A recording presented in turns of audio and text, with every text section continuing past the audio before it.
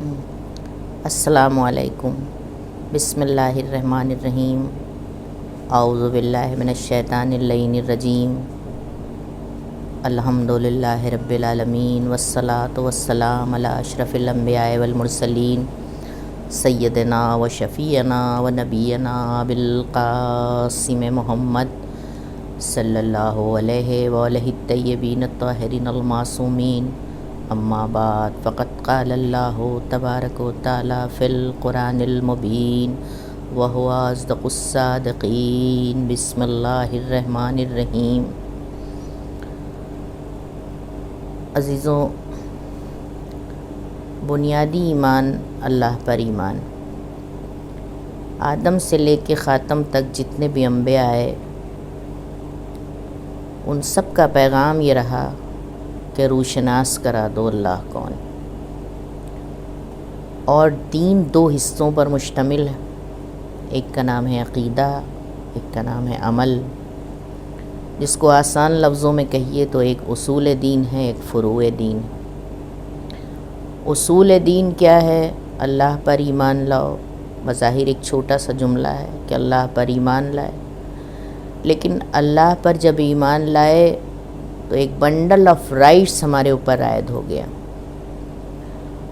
دیکھیے سورہ بقرہ کی بڑی طویل آیت ہے جس میں اعلان ہوا ہے کہ اللہ پر ایمان لاؤ۔ اللہ کے ہزاروں نام ہیں، کچھ چیزیں ہیں جنہیں ہمیں ماننا ہے، یعنی دل سے تسلیم کرنا ہے، اور کچھ حقیقتیں ہیں جن پر ایمان لانا ہے، اور کچھ پر عمل کرنا ہے۔ عقیدہ بھی بہت ضروری ہے، عمل بھی بہت ضروری ہے۔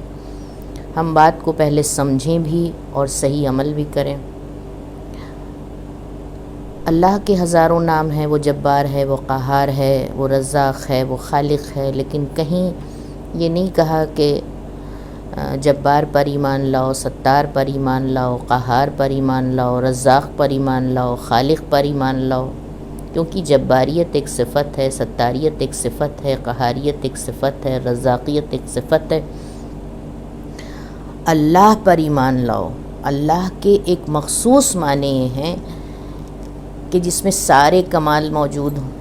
مگر میں بڑی معذرت سے یہ جملہ کہتی ہوں کہ ہمارے معاشرے میں سب کچھ ہے لیکن ایمان باللہ کا کوئی مقام نہیں۔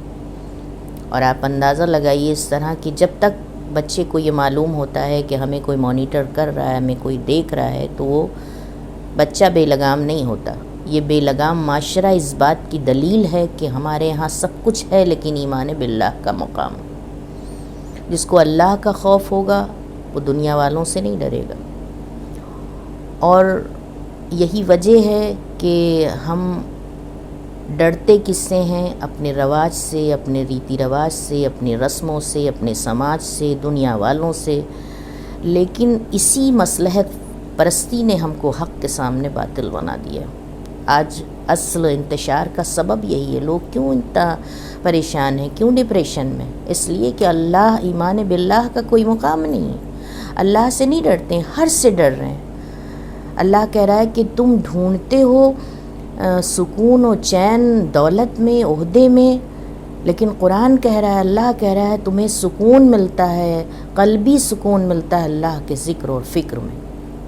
تو اللہ کے تمام نام ہیں۔ اللہ جب میں بڑی ذمہ داری سے یہ جملہ کہتی ہوں کہ ہمارے معاشرے میں جو بھی کوئی اصلاح کرتا ہے تو وہ جو بات کہتا ہے وہ اپنے اعتبار سے یہ ثابت کرنا چاہتا ہے کہ جو ہم کہہ رہے ہیں وہی صحیح، یعنی یہ وہ ویریفیکیشن یہ دیتا ہے کہ جو ہمارا نامکمل ہے وہ کامیاب کبھی نہیں ہے، کیونکہ اپنی طریقے سے، اپنے نظریے سے دیکھتا ہے۔ وہ یہ نہیں دیکھتا، جب قرآن کہہ رہا ہے کہ جب ان سے کہا جاتا ہے کہ تم اصلاح نہیں، تم فساد کر رہے ہو، تو کہتے ہیں ہم فساد نہیں، قرآن کی آیت ہے سورہ بقرہ کی کہ ہم فساد نہیں کر رہے ہیں، ہم تو اصلاح کر رہے ہیں۔ یعنی ہم اپنے دام خود معین کرتے ہیں، ہم طے کرتے ہیں کہ جائز کیا ہے، ناجائز کیا، حق کیا، حلال کیا، حرام کیا۔ اور آپ دیکھیے کہ تربیت کرنے والے کا یہ طریقہ یہ ہوتا ہے۔ کوئی ماں اپنے بچے سے کتنی محبت کرتی، لیکن اگر وہ سردی کے موسم میں بچہ آئس کریم کھانا چاہے یا جو چیز اس کے لیے نقصان دہ ہے، بچہ بہت ضد کرتا ہے، ماں سے بڑھ کر کوئی چاہنے والا نہیں ہوتا، لیکن ماں اس بچے کو نہیں دیتی. کیوں؟ اس لیے کہ اسے معلوم ہے کہ ہمارے بچے کے لیے نقصان دہ ہے.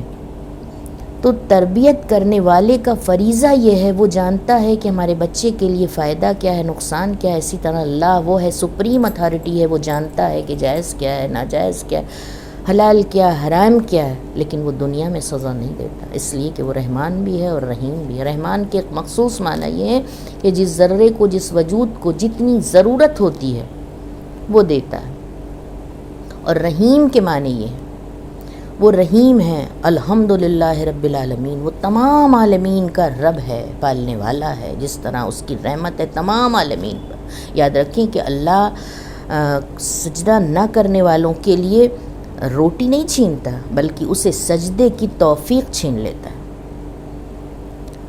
لیکن آخرت میں وہ رحیم ہے، اسی لیے اس نے اپنے حبیب کے لیے کہا وَمَا أَرْسَلْنَاكَ إِلَّا رَحْمَةً لِّلْعَالَمِينَ. جس طرح اللہ رب العالمین ہے، تمام عالمین کا رب ہے، اسی طرح محمد مصطفیٰ صلی اللہ علیہ وآلہ وسلم تمام عالمین کے لیے رحمت ہیں.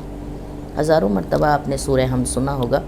ایک مختصر سا زاویہ فکر ہے کہ اللہ کی ایک مخصوص معنی ہے، جیسا کہ میں نے پہلے ذکر کیا، کہ جس میں سارے کمال ہوں. اور تعریف کی بنیاد کیا ہے؟ تعریف کی بنیاد صرف 4 ہے، 4 کے علاوہ کوئی ایسا طریقہ نہیں ہے. بہت میں نے سوچا، لیکن 5واں کوئی ایسا طریقہ نہیں جو تعریف اس بنا پر کی جائے. پہلا طریقہ یہ ہے تعریف کرنے کا جس میں سارے کمال ہوں. دوسرا طریقہ یہ ہے کہ توقع میں تعریف انسان کرتا ہے، نعمت کی توقع میں تعریف.